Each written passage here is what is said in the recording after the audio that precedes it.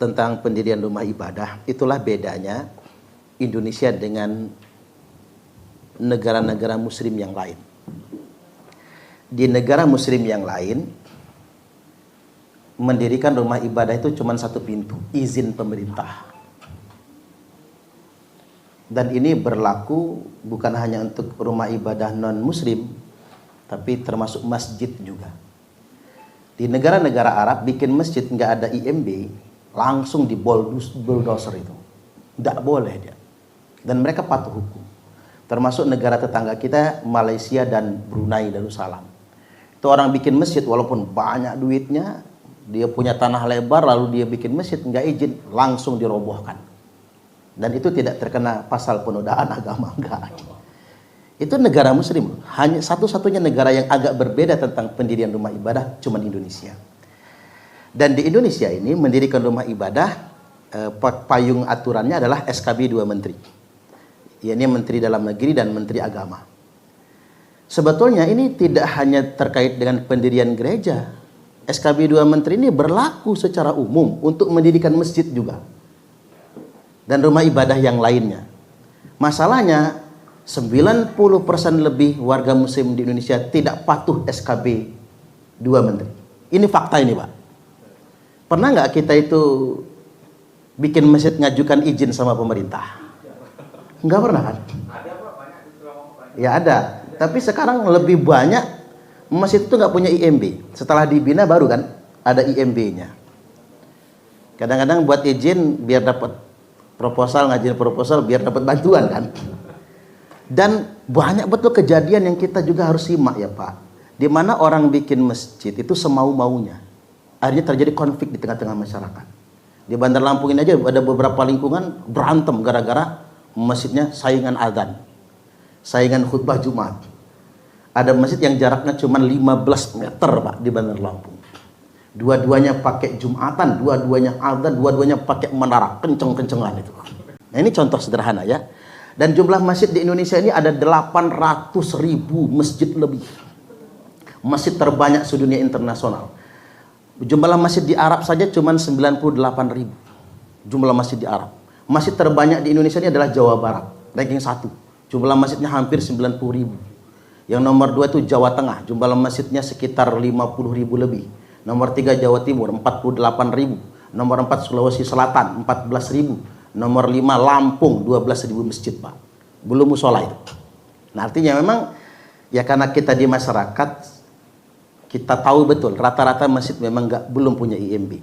Makanya saya dorong masjid-masjid di lingkungan saya Pak, ayo yang belum wakaf, sertifikat wakaf, ayo buat sertifikat wakaf. Yang belum punya IMB, yuk kita buat IMB, ikuti aturan pemerintah yang ada. Kita memang dorong sedemikian rupa. Nah kemudian yang berikutnya masuk ke gereja, pendirian rumah ibadah lain.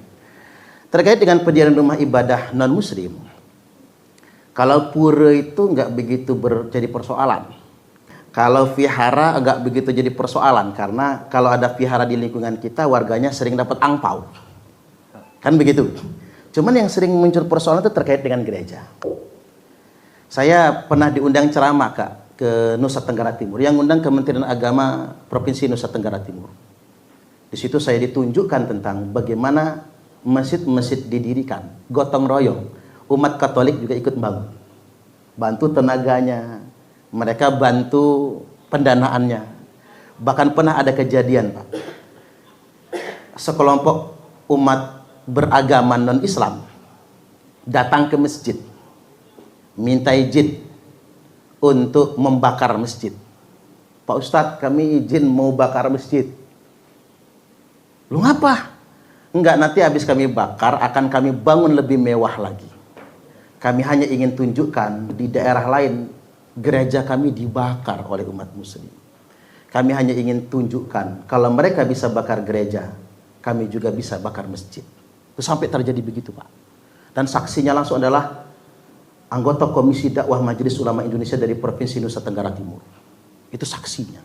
Dan memang dibakar, lalu dibangun lebih mewah lagi. Nah, terkait dengan persoalan mendirikan rumah ibadah ini, sesuai dengan regulasi SKB 2 Menteri, harus ada 90 jamaah. Disetujui oleh 90 jamaah agama yang bersangkutan, termasuk sekte di agama itu. dan disetujui oleh 60 non-jamaah warga sekitar. Nah, terkait dengan gereja, gereja itu nggak seperti masjid. Kalau kita bangun masjid di sini, dia hanya dimakmurkan oleh orang lingkungan situ saja. Dia dimakmurkan oleh orang lingkungan itu. Jadi kalau mau bangun masjid itu kan terkadang gini Pak, 3 rumah saja boleh dong kita bangun masjid. Boleh kan? Ada 3 rumah aja kan begitu. Kalau secara fikih kan begitu.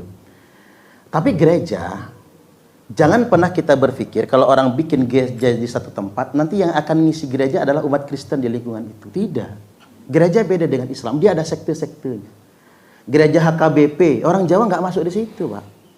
Yang terdaftar di HKBP yang masuk di situ. Makanya boleh jadi gerejanya di Wai Halim yang ibadah orang Panjang.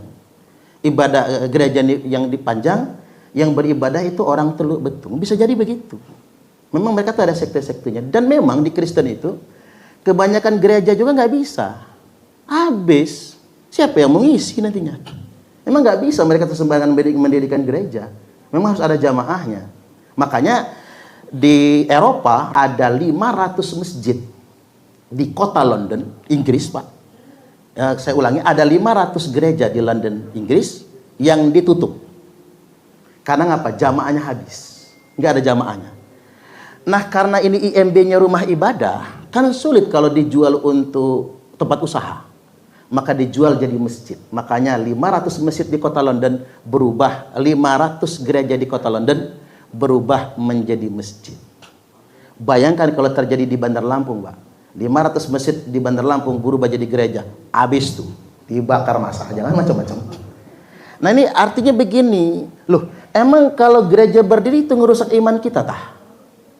Nah, ketika aturan sudah dipenuhi ya, sesuai dengan apa yang disampaikan oleh Pak Kasintel tadi. Ketika aturan sudah dipenuhi, izin sudah ada, sesuai dengan aturan SKB 2 Menteri, saya pikir gereja tidak akan merusak iman kita. Justru kalau kita ini merangkul mereka dan tampak rahmatan lil alamin, betul-betul melindungi mereka, mereka akan merasakan Islam yang rahmatan lil alamin. Saya punya tetangga itu 5 Pak, agamanya Kristen semua. Terjadi peristiwa di gereja Waikani sama Raja Basa. Mungkin bapak-bapak nonton video saya di media sosial. Walaupun saya dicaci oleh saudara-saudara muslim saya juga. Bagaimana kata saya, kita harus melindungi gereja yang di sana. Apa kata orang Kristen di lingkungan saya? Kalau ustadz itu seperti Ustadz Suparman semua, maaf ya Pak, ini air laut asin sendiri ya. Kalau Ustadz Islam ini kayak Ustadz Suparman semua, jangan orang Kristen masuk Islam semua, kata dia. Karena kami menyaksikan Islam yang betul-betul ngayomi, Islam yang betul-betul melindungi. Nah, saya pikir begini Pak, saya sederhanakan jawabannya. Ketika memang sudah sesuai dengan aturan SKP 2 Menteri, secara ideologi kita enggak ideologi keagamaan, kita memang tidak ada satupun ayat, hadis maupun Al-Quran yang memerintahkan kita melarang rumah ibadah agama lain.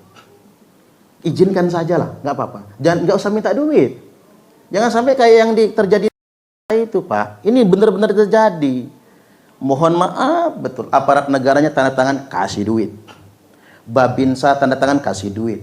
Babin Kaptimas tanda tangan kasih duit. Warga sudah diketandakan kasih duit.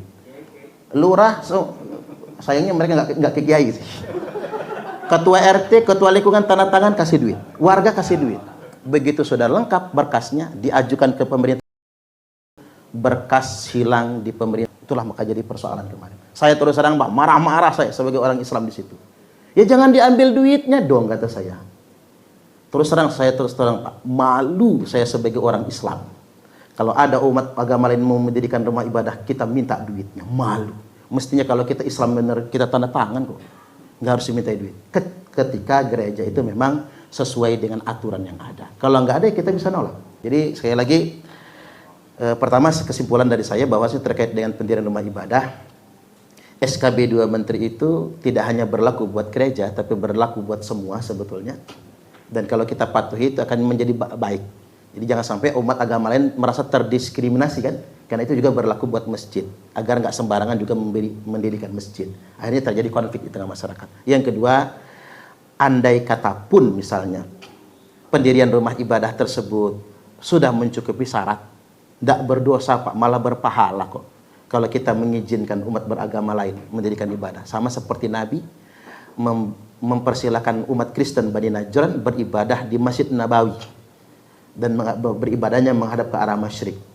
Ketika sahabat geger gitu, kok Nabi memperbolehkan kebaktian di dalam masjid, tapi sebab kejadian itulah umat Kristen Bani Najran menjadi sadar Islam adalah agama yang rahmatan lil alamin.